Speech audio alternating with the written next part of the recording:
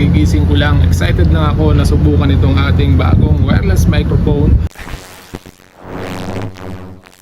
Kumusta mga kasadigan? Welcome back sa aking channel. At ngayon nga ay dumating itong order na talaga naman pinag-isipan ko talaga ng maigi itong ordering ko na to. Kasi nga talagang kakailanganin ko to. Itong mga darating na araw at darating na mga content, meron tayong gagawin na medyo talaga at kailangan ko to. So eto na nga at dumating na itong order ko. Bali itong order ko itong wireless microphone ng Boya. At sa nakita ko ang review nitong Boya na to, talagang goods naman siya. At napakaraming gumagamit na rin ng microphone na to. Itong wireless microphone ng Boya. At napakaganda ng review nitong microphone na to dahil doon sa noise cancellation niya. Goods na goods. And subukan natin kung pasado itong in-order natin. At eto, buksan na nga natin to at wag na natin patagalin pa. At excited na rin ako na gamitin talaga itong ating bagong Boya wireless microphone ng ating cellphone. At eto, at pagbukas mo ng box, nandyan yung kanyang manual at yung warranty card niya. At buksan na rin natin tong box ng ating mismong mic. At eto na nga yung box niya at napakaganda ng lalagyan ng microphone itong ating Boya. At tignan nyo naman, safe na safe at pwede mong dalhin kahit saan. At ang laman nga nito, meron siyang Type-C cable wire ng charger at yung dead cut niya pang ng hangin. Yan, kung halimbawa sa labas ka magbi-video yan. So maganda at safe na safe yung ating microphone dito sa kanyang lalagyan. At parang power bank na rin siya. So habang ginagamit mo yung kanyang mic, pwede mong i-charge pagkatapos. At eto nga, so meron siyang dalawang dead cut na balahibong pusa na magagamit natin yan pag sa labas tayo nag-video. At eto nga yung kanyang mic. Meron siyang dalawang bilog dito na microphone nga.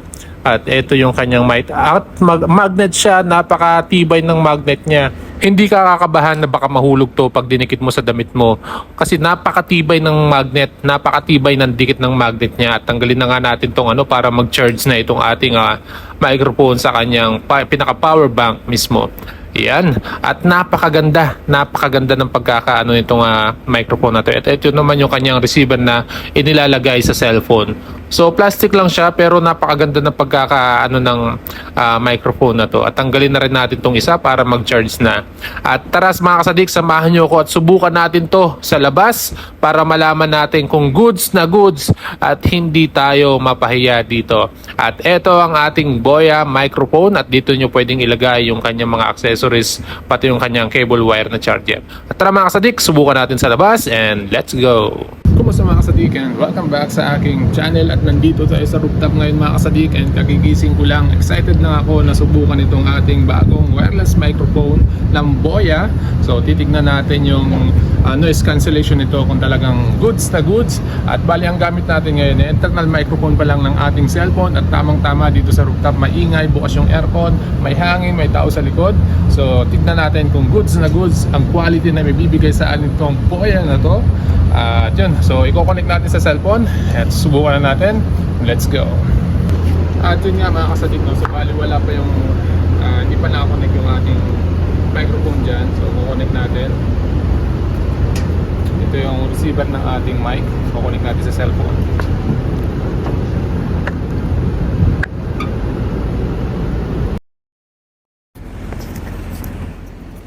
At pag kinonect nyo na yun, automatic connected na rin tong ating microphone ngayon. At yan, so hindi pa naka-on yung ating noise cancellation dito. So normal pa lang to. Hello sound check, 1, 2, 3. Hello sound check. And susubukan natin kung gaano kalayo ang kayang abutin nitong ating wireless microphone.